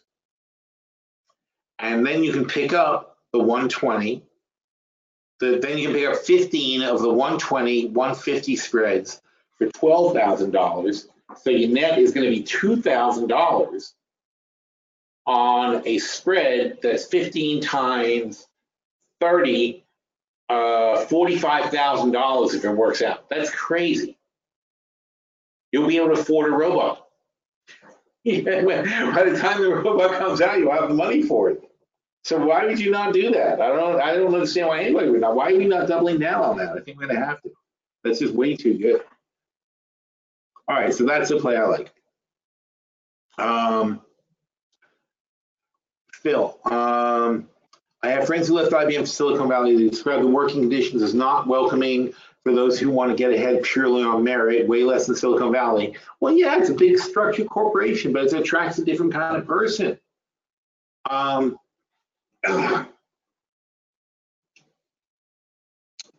I don't know, and it'll be interesting with Red Hat too, because Red Hat's got a younger crowd. I don't know with IBM. I mean, they've got to rejuvenate themselves somehow. So that's got to get dealt with. I imagine that there's still plenty of Eastern European engineers and Chinese engineers and Japanese engineers who are still very much like the old style IBM guys. And they don't think they should get the world handed to them. They just want a good, solid job in a good company and to have a good work, have a place that's a good, solid work environment. Silicon Valley makes people nauseous. I mean, a lot of guys who, if you're not risk oriented, if you're not that kind of person, and you go to Silicon Valley and you work for a freaking startup and the startup crashes and then you're unemployed and then you go to try another startup and it crashes or they can't pay you and the founder sits there and makes a teary sort of like speech about how, I wish I could pay you, but I can't pay you because we get the money from venture capitalists. And well, it's like, that's not for everybody. Some people want a freaking paycheck. A lot of people. So it's a different type of person. So I think that I think there's plenty of ways to get those people. I think they probably know how to recruit those people. Basically, you go into Dartmouth instead of Harvard to get your guys, things like that, or you're not getting the young bucks, but you're getting the guys who fit into your environment. There's going to be somebody for everything. Different people fit. Look at Google. When you go to Google to work, you have to answer like weird IQ questions, and not like just philosophical questions, something like that. It's like, I did that. My father was was a top-notch systems analyst. He would tell these Google guys to fuck off. He'd be the greatest guy they could possibly hire, but he'd be like, "What are you kidding me?" My father wouldn't work for IBM either because it was too corporate. But he was, he was he basically worked for himself. But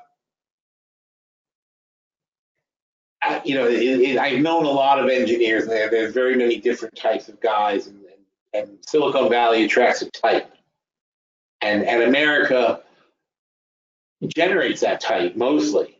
But I'm saying that IBM doesn't necessarily care whether they get their talent from America or anywhere else.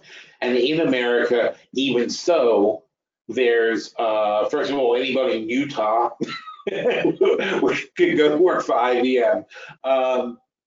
It was a lot of people that fit into the IBM environment. They don't need to hire everybody; they need to hire their share of people, and their people nicely don't fit in Silicon Valley. I mean, you could say the same thing about Hewlett Packard and everybody. It's like these companies are not that kind of company. It's a big giant corporation, but it's a big giant corporation where if you put in your 20, 30 years at the company, you're going to get your gold watch and your retirement package and all this stuff, and you can move somewhere, and you're never going to have to move again. You're going to work in this place, and you'll always work there, and your kids will grow up in this nice environment, and so on and so forth. It's not terrible. It's just not exciting by comparison. So Israel had a desperation move to fill in the researching ranks, and I don't believe so. I believe it's what they need. I think it was a sales-driven thing, more so than anything else. It's an IBM. But believe me, IBM is not hurting for researchers. I go to Armonk sometimes, and they are not hurting for smart people. The real attraction to IBM is, do you want to work on the coolest stuff on the planet? And it's either you're either going to work at Google, or you're going to work at Lockheed, or you're going to work at IBM. There's not that many companies doing massive R&D on that kind of scale. Apple is not innovative. They're not that kind of company. They're very design oriented. They're like, do you want to make tech even better than it is now? But they're not like reaching for the stars with new stuff at Apple. IBM literally is creating the future. Lockheed also literally making things that are going to change the world down the line.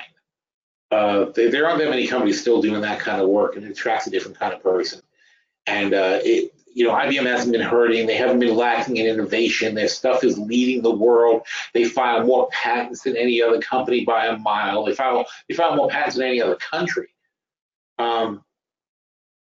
It's just a completely different world there. But it's not. It's still a very corporate, structured world compared to a cool, fun startup. And anybody who's young and into that kind of stuff would be like, yeah, this sucks.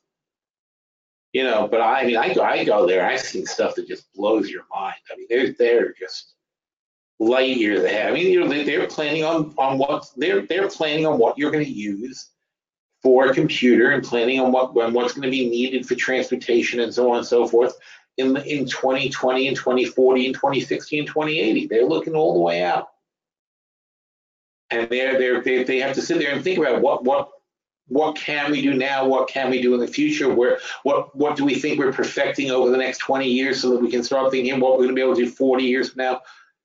There's a lot of that going on. And it's a major thing, but it's such an impressive company on the whole. It really is. And again, they make enough money to justify where they are. And people to say that they're desperate. Are they desperate? Why? Because their stock isn't performing? Because their price of the stock isn't that great? That's not the be all and end all to every company. And in fact, because it is so much in people's minds, it is. Here's IBM cutting and restructuring and changing, and the earnings dipped from 16 to 12 to here, and they had 5 last year, but that's still they did big write-offs. It's not really that they own 5. Cash flow wouldn't show that. And now they're back to 12. And by the way, when you say they're back to 12, you always want to check that. So you go to IBM and you go to the financials and you go to the quarterlies and you say, are they going to make 12? Well, yeah, here, look, they're making, here's 2.4, 2.4. So that's like 10. They're on track to make 10. Operating income is obviously 12. So it really depends on how they structure their taxes and so on and so forth. So they're close enough on track. They're going to make at least 10, and now you're paying 105 billion for 10 billion in earnings, and it's going to turn back up, but not now, not this year, not next year. So again, because people have this incredible day trading nature to everything they do, and nobody plans on buying the stock they're going to hold for a decade, that seems like a disaster. Like, oh my God, they didn't make more money this year than last year. It's like. It's if it's not that kind of stock for you, don't buy it. But I'm a long-term investor. I buy things for my kids. I'm 55. I mean, pretty much almost every stock I buy, I expect to leave to my children when I'm dead 20 years from now or whatever. Or maybe never. Maybe I get my brain put in one of those robots. But I plan long-term that my children are going to own these stocks, and I don't believe that my daughter, who wants to be an artist, is going to have any clue about these stocks. But the instructions are going to be: have these stocks, have your broker sell these calls against them every year, collect the dividends, collect the income from the calls. That's it. That's how you're going to live. You're going to live off the income that you generate from that, and so will your children and their children after that. Because I want a portfolio of companies that I expect to be around for my children and their children's time. And then hopefully at some point somebody in the family will take up the mantle and start like maybe repositioning, buying some new companies. But it's not gonna be Madeline, I'll tell you that much. Maybe Jackie, but not Maddie. There's no way Maddie's going in that direction.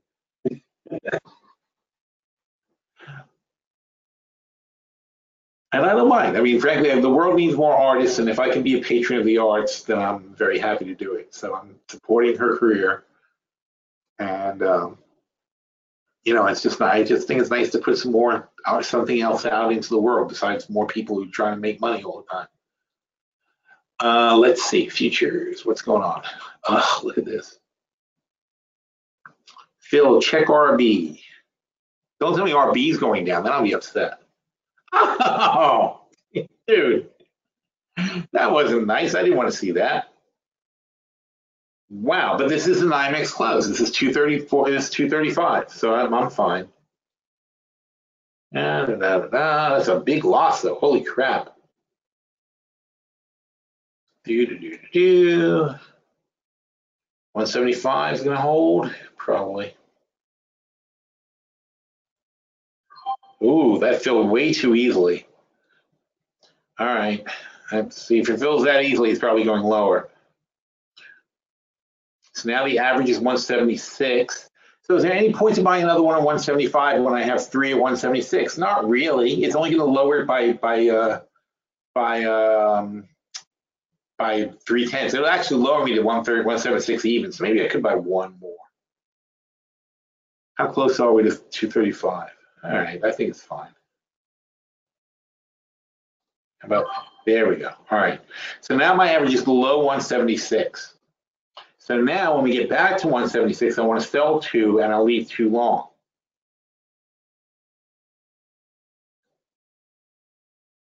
And again, this is my premise. I'm saying to the 235 close of the NYMEX, I think they're dumping all the November contracts. I don't know when it's going to stop or how low it's going to go, but I do think that after 235, that'll be the end of the pressure. And even so, because of Thanksgiving, I'm willing to hold these contracts for the long run. This one, though, is starting to piss me off. But it's kind of the same thing here. Oh, Brent, by the way, we're supposed to be looking at Brent if we're playing this contract.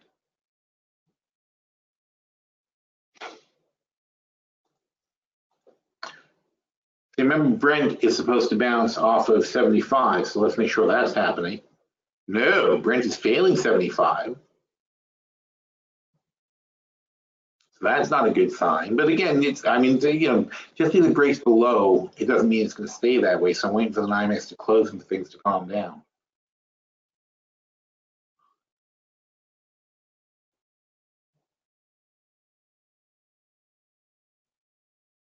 But I don't think this is going to, with a sharp turn down like this, I don't think it's going to get resolved immediately. But look where we were just yesterday, right? We were down here and we popped back 65, pop back $1. Could be very nice if that happens. We pop back $1 in a very short amount of time. What was the time here from 10:30 in the morning until 12? But you really want to see Brent putting up more of a fight at 75 than this. This is not good. Wow, 174.66.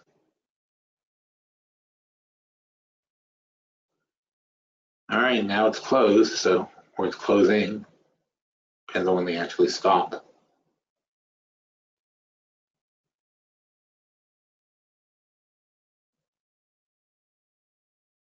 See, we have to account for things like, look, now we've broken some serious technical problems, right? So people are freaking out about this. And if this isn't taken back at 75 soon, people are going to be extremely worried. And obviously 65 would be extremely bad to fail also. If no buy programs kick in at that level, then people are going to be like, what the hell? But on the other hand, if oil and gasoline are crashing like this, then my S&P should be doing better. So, makes you not want to sell the S&P. Because there's plenty of oil and gas companies in the S&P.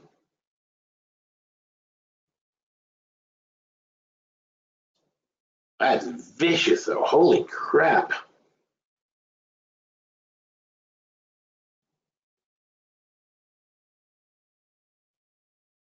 All right, so for sure they're closed now. So now we'll see what actually happens.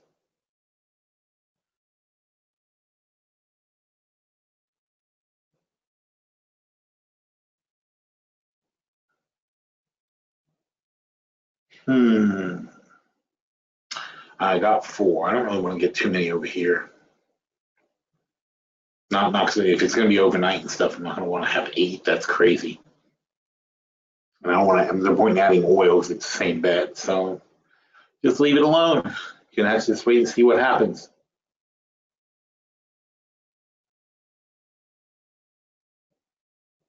So we'll find out shortly. All right. So we had a question. No, I wouldn't double down now. I mean, I'm at where. Well, I guess maybe in answering that question, because I did double down there. I would. I'm just where I am now is 4 contracts at an average of 176. So I'm down 2 cents or a penny and a half per contract. When we get to 176, I get back to 2, and that I'm happy to leave for quite a while, into the holiday even, to see what happens. But I really expect to get back to at least 180 at some point. It's just very painful while you're waiting to ride it out, unfortunately. Todd says, missed the GE adjustment and was assigned 500 shares at $20. So you're long 500 shares of GE. Any suggestions on a path forward? Gotta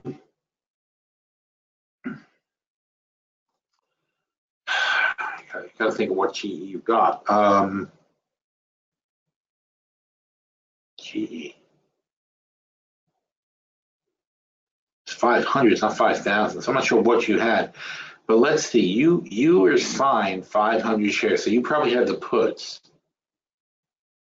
So let's say you had these $15 puts and you sold them, but if you sold them for $350, your net is only $11.50. And GE is now at 10. So it's not a tragedy. I mean, really, obviously it's not a great day, but the trick is going to be you want to basically just resell the puts and get the premium again. So in other words, if you sold those puts for, what was the price? Brain, $350. Wow, that's a lot of money. If you sold the puts for $350 and you came in at $11.50 net, so your assignment is down. If it's 500 shares, it's down half of $1,050, $1,500. So you're down $750. Realistically, all you got to do is sell your GE, and I'm going to go back to all products. GE. So you just sell your GE at $10. You get 1,000 back out of the $1,500 out of your $1,500 lot. Well, I'm sorry. You're getting assigned at $11,500 basically. because he collected the other money up front for the puts. You sell, I'm not 11.5, half of that. I'm going to do it with 11.5 if it was 10 because it's too common. But anyway, so you then sell. Well, I'm sorry, you then sell your stock for 10, so you collect 10,000 back, or in your case 5, so you're down $750 total dollars. Now, all you have to do is turn around and sell the $10 puts again. You can sell the $12 puts for $3. That's going to put $1,500 back in your pocket. No, yes, 15 actual 100 on 500 shares. So, all right, let's try to do that. I'm going to do this on a calculator. Sure. So you promised to buy 500 shares for $15, but you got $350 up front. You got $350 times 5, $1,750. So you collected $1,750 on your 500 contracts. Now you have to buy 500 shares for 15. So that's going to be minus $7,500, right? 500 shares, 15, 7,500. All right. So now you've got $5,750 is your cost of owning GE, of owning 500 shares of GE. So a bit more than $10 each. Obviously, 11, whatever it was each. So now though, you sell that stock for 5,000, right? At 10, so plus 5,000. Now you're down $750. But now you turn around and you sell, instead of the 15s that we originally sold, you turn around and sell the 12s. We're going to be less ambitious for $315. All right, $750. So $315 times 5. So you're going to collect $1,575 minus the $750 is $825. So now you go back to having $825 in your pocket, and your worst case scenario now is you buy 500 shares of GE for 12, and that would be $6,000. So now we take minus 6,000. So now if you're assigned, you'll be assigned 500 shares at 5,175. So divided by 500 is 1035. So now you're netting into T. Originally, you sold the puts and you would have netted in for 1150. Now you got assigned, it's not a big deal. You just sell the thing, sell more puts, and now your net goes instead to 1035. So nothing bad happened.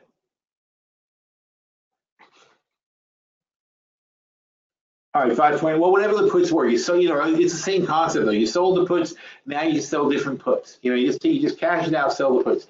Oh,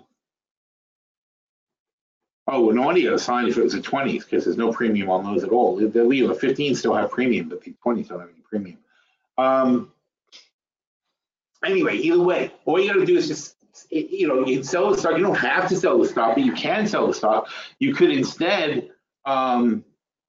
It's not going to help much. You bought the stock, you got a pretty big loss, but you could sell the $10 calls and sell the $12 puts, and that would put $5 in your pocket. So again, I don't know what your net is, but you can sell these guys for $285, the $10 calls. You can sell the $12 puts for $315. So that's $6 in fact that you put in your pocket against the $10 stock. So in fact, actually, anybody who wants to buy GE as a new trade, you buy it for 10, you sell the $10 calls for $285, you sell the $12 puts for $315, and that drops your net. So you got 10 minus 2.85 minus 3.15. So your net is now $4. And if it hits 12 and you're called away, you'll be called away at 10, but the puts expire worthless. That's the key. So if it does hit 10, if it hits 12, your puts expire worthless in 2 years, and you'll get called away at 10 with 150% profit. And your cash outlay is just $4 a share. I mean, you could even possibly sell some calls against that down the road, short-term calls, like a small portion. But that's the way to play that. That's fantastic. I mean, that's what happens when you get a crazy move in a major stock. So all you have to do is say, I don't think GE is going to actually go bankrupt. If they don't go bankrupt, then why would you want to own them for 4? Now, if it is still, if it's at 4, or if it's below 12, you're going to get assigned another batch of shares at 12. So you're actually going to be in for 16. Your average cost will be 8. So if it's below 8, really, that's when you're in trouble. But if you don't think GE is going to be below 8, or if it is below 8, you don't mind buying more, this is a no-brainer for play. Because your upside is 150%, and your downside is what? What is GE really going to go to below 8? Is it going to go to 6? And even if it goes to 6, you're only risking $2 a share against a potential $6 gain. Those are the kind of trades you want to be in.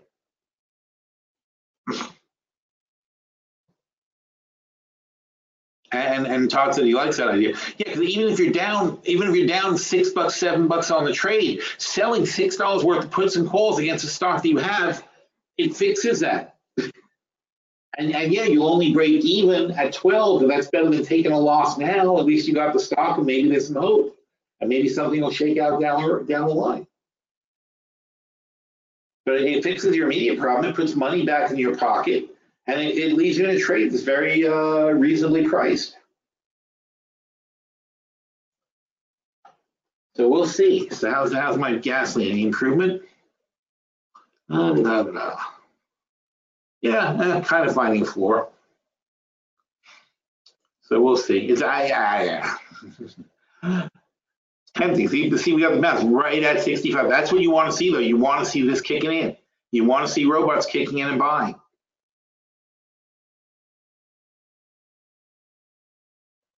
So hopefully that will continue. But like I said, it's not going to fix itself today.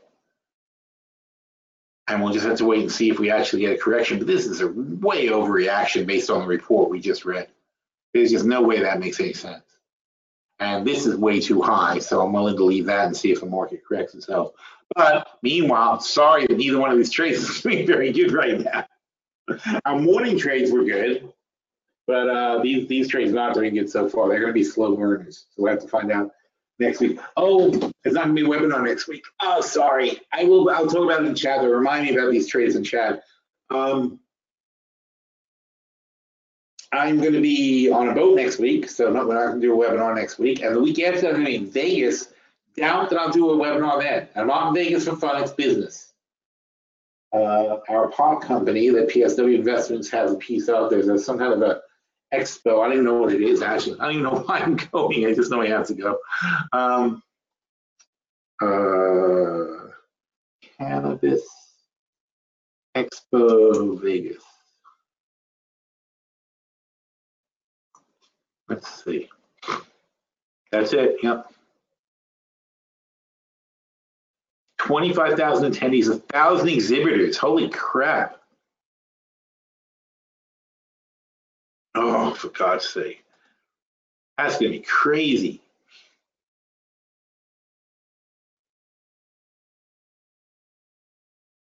So our company is going to be, handing out cards and we're looking to make deals, though. That's what we're going down for. We're looking to make deals with companies, and there's going to be 1,000 companies here that we're going to be able to sit there and talk to the CEOs and talk about partnerships in various states and working on stuff.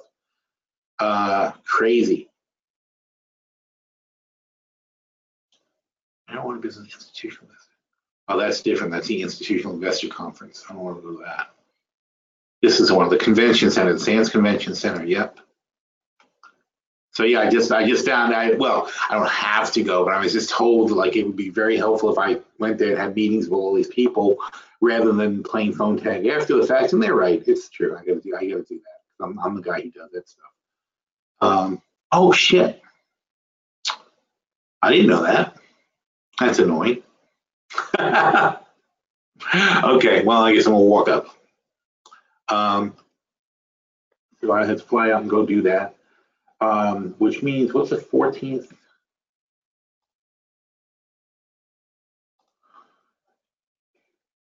I'm flying Monday because otherwise I'd be too exhausted to do anything. So Wednesday and Thursday and Friday. That's good. Okay, I'm leaving on Saturday. The real big that's when you know it's a real business trip. I'm not even staying till Sunday. I'm just flying out on Monday because I have to get there, and I didn't want to travel. I'm on the boat trip until Saturday. You know, this is my vacation is here. So I'm on a boat trip next week. Get back from the boat trip.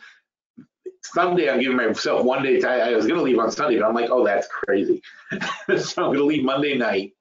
I'm going to get there super late Monday night, and then I'm leaving Saturday. So there's no actual purpose. There's no fun on this trip at all. I'm just all business. But it's interesting business because we're going to be doing the pot business and seeing who else we can buy and what we can do, and talk about ways to expand the company, making deals. So very exciting. And next year we're going to raise a $20 million another. It's like a hedge fund, but it's an investment fund. But forget it, it's an investment fund. Shouldn't call it a hedge fund, gets people confused. We're creating a new investment fund, $20 million, maybe $100 million. It depends on these couple of big guys I'm talking to come through. And it's going to be all geared towards picking up companies like this and moving into this part of the business. Very interesting stuff, though. It's like such an incredible growth industry that people are not even realizing where it's going. Randy says they'll be handing out samples. All right, I'm sure. I don't know what the rule is. It's legal in Vegas. They could hand out samples. I think. I don't know. I don't know. That's weird. And I don't smoke anymore. 20 years ago, I would have been so into this. I'd be much more into this when I was, when I was younger and I used to smoke pot. But I don't smoke pot anymore. It's just, figure it's not really a thing. I don't know. I feel like I grew out of it to some extent. But it's going to be very interesting. So we'll see what happens. But it's a huge business opportunity. Very exciting stuff. And this will be really interesting to see all these companies doing all this stuff at every level. The guys with the machines that grow stuff that get these are mini lights. And the light, each sees a little light, and the light shines on the plants, and the plants grow, and they got the pole, and the food, and the microchips that tell it what to do. It's such a high-tech, cool thing being applied to like this incredible industry. And by the way, this is going to lead to like huge advances in agriculture because you wouldn't do this for corn, right? You wouldn't have a thing with a stick and the grow and the chip and the little mister and all this. You don't do that for corn, because corn doesn't sell for $300 an ounce.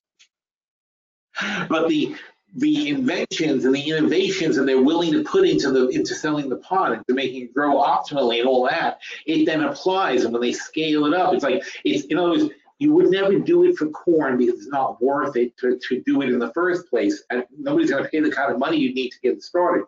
The pot industry is shouldering now the cost of all these exotic growing techniques, experimental techniques to do agriculture, and it's going to lead to massive advances in agriculture because they're trying everything.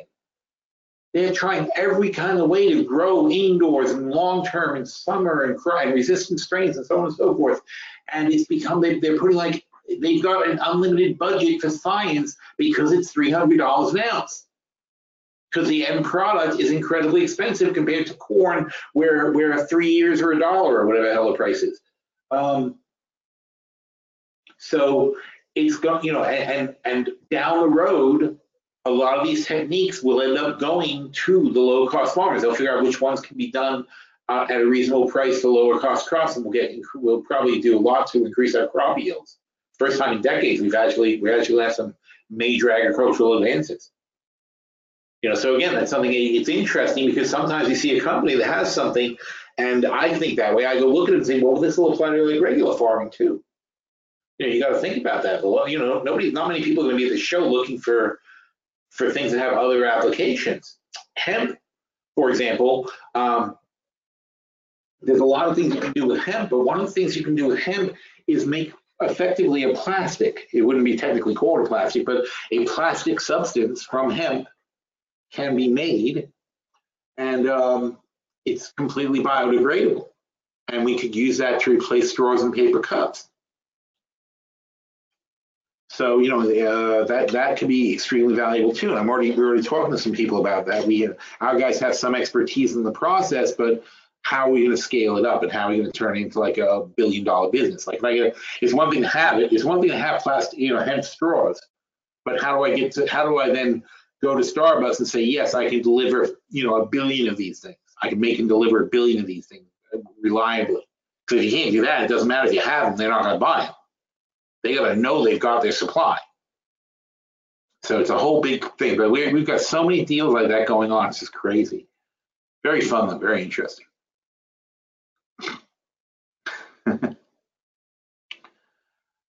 So anyway, CBDs, all kinds of stuff. I mean, it's not just pot. It's also, of course, the THC and CBD and the oils and the edibles and the blah blah blah.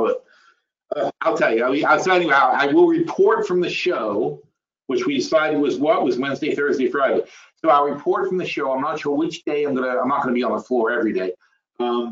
I'll spend either Wednesday or Thursday, though. I'm going to take a day off, and I'm going to actually do the show and walk around and see everything and talk to people. Because when I used to go to the consumer electronics shows back when they were a bigger thing, and it was so valuable. I mean, the kind of stuff you would learn there would have such incredible applications, like what we would invest in down the road. I would see the stuff from different companies. I'd be like, oh, we gotta buy this stuff. This company's got incredible stuff. So that's going to be key too, is figure out who actually is on the ball and who's going to be a good company in the future and which ones to invest in. So I have a lot of fun stuff to talk about. So maybe I don't know. I'll figure it out, but I'll certainly make comments. I don't think I can upload pictures, and I don't know how to work Instagram or whatever it is that people use as Snapchat. I was just saying maybe I should do that, but I'm like, I don't think I'm going to be able to conquer that between now and then. But I'll certainly take pictures, and I'll communicate, and I'll let you guys know from the show what's going on, what's interesting, and we'll talk about it there. That's our plan for next. I'm sorry, that's not next week. Next week I'm off. I'm on the boat. I'll be working on the boat, but I'm still not going to do a webinar. Week after that, no webinar, but chat will be very interesting on whichever day I actually go and do the show. All right. So hopefully I don't go bankrupt overnight on this stuff. There's a little bit of improvement here, no improvement there. We'll see what happens, but my positions are 4 long on gasoline at 176 and 2 short on the S&P at 27.2450. And I think both of them, I intend to definitely wait and see what happens tomorrow. And hopefully we don't go up another 400 points on the Dow tomorrow. But I think though this is very much window dressing, and I don't see how it's going to carry through. Though I will say that certainly the first day of the month after these window dressing things has also been up days for most of the months of the year. It's not like you immediately repeat. It's not you immediately retrace. It takes a while. So you can't count on it. You don't say like tomorrow, if we're still up, I'm not going to say, oh my God, it didn't work. You got to give it some time. This thing, like I said, I'm willing to give this until Thanksgiving unless it gets drastically lower. But I really don't see why we shouldn't be going up into the holiday weekends. So we'll see what happens. All right. Thank you all for coming. Appreciate it. And back to the chat room then. All right. Have a good day, everybody. Take care.